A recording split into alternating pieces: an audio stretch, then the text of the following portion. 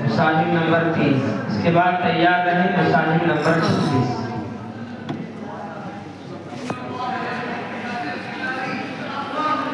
حامدا و مصلیا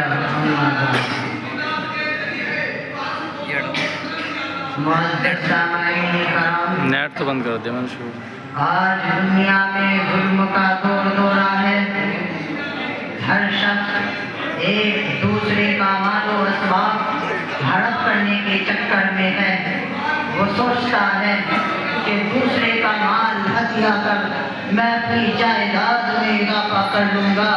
میری دکان ترقی کر جائے گی، میری کھیتی باڑی بڑھ جائے گی، میرے بول و باش اور رہن سہن میں تبدیلی آ جائے گی۔ حالانکہ وہ یہ نہیں سوچتا ہے کہ دوسرے کا مال اپنے مال میں ملا کر، دوسرے کا کھیت اپنے کھیت میں شامل کر کے وہ اپنے آپ کو جہنم کی دہتی ہوئی آگ کا مستحق بنا رہا ہے۔ وہ سمجھتا ہے کہ دوسرے کا کھیت وصل کر کے اس نے اپنے کھیت کی مقدار میں اضافہ کر دیا، حالانکہ حقیقت میں اس نے اپنے کھیت کی مقدار نہیں بڑھائی بلکہ اپنے لیے جہنم کے انگاروں کی مقدار بڑھا دی۔ وہ باور کیے ہوئے ہے کہ دوسرے کے روپے پیسے نہ دے کر اس نے اپنے آپ کو ظاہری نقصان سے بچا لیا، حالانکہ اس کی اس حرکت کی وجہ سے ابدی دنیا کا نقصان اس کا مقدر بن چکا ہے۔ وہ سوچتا ہے کہ دوسروں پر ظلم و زیادتی کر کے میں اپنے جاہ و عشق اور اقتدار میں اضافہ کر رہا ہوں، اپنا معیار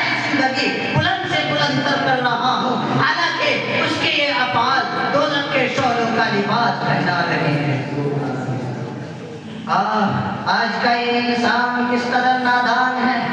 جن چیزوں کو وہ اپنے فائدے کا سودا سمجھتا ہے وہ سراسر گھاٹے کا سودا ہے، مگر اسے سمجھ میں نہیں آتا، اسے دوسروں پر ظلم و زیادتی کرتے ہوئے لطف آتا ہے، وہ دوسروں کا مال ہڑپ کر کے خوش ہوتا ہے، وہ دوسروں کی جائیداد وصل کر کے اپنی عقل مندی کی داد حاصل کرنا چاہتا ہے اور بھول جاتا ہے کہ اس کی یہ حرکتیں کتنی خطرناک ہے اور کتنا خوفناک ہے وہ راستہ جس پر وہ چل رہا ہے۔ آج کا انسان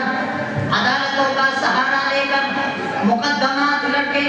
جھوٹی سچی گواہیاں دلوا کر رشوت کی تھیلیاں کھول کر دوسروں کی جائیداد کو اپنی بنا لیتا ہے، دوسروں کے حقوق پر ڈاکے ڈالتا ہے اور یہ سمجھتا ہے کہ دنیاوی قانون کی روح سے وہ چیز میری ہو گئی تو خدائی قانون میں بھی موت میری ہو گئی، حالانکہ یہ اس کی بھول ہے، قیامت تک وہ چیز اس کی نہیں ہو سکتی، اسے اس چیز سے فائدہ اٹھانے کا حق نہیں ہے، وہ اس کے ذریعے جو کچھ حاصل کر رہا ہے سب حرام ہے، وہ جہنم کا ایک ٹکڑا ہے جو اس نے جھوٹی گواہیاں دلوا کر اور رشوت دے کر حاصل کیا ہے۔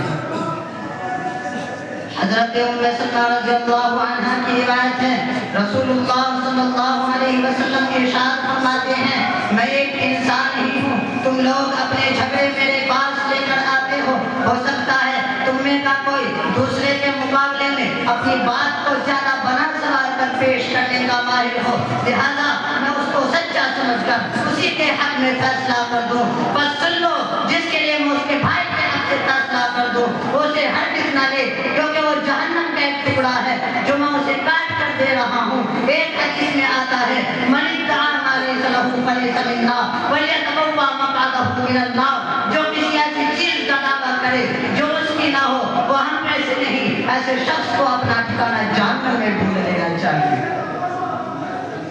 معزز سامعین کرام، یہ ظلم و زیادتی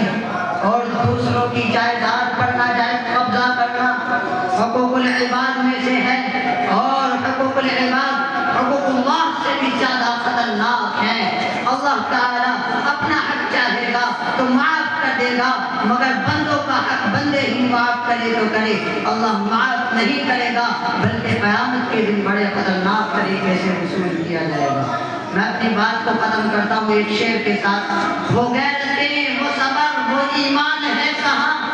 وہ غیرتیں وہ صبر وہ ایمان ہے کہاں، حسن عمل کے دل میں وہ ارمان ہے کہاں، ایک غل مچا ہوا ہے کہ مسلم ہے خستہ حال، پوچھے ذرا کوئی کہ مسلمان ہے کہاں، وما توفیقی الا باللہ علیہ توکلت و الیہ انیب۔ والسلام علیکم ورحمۃ اللہ وبرکاتہ۔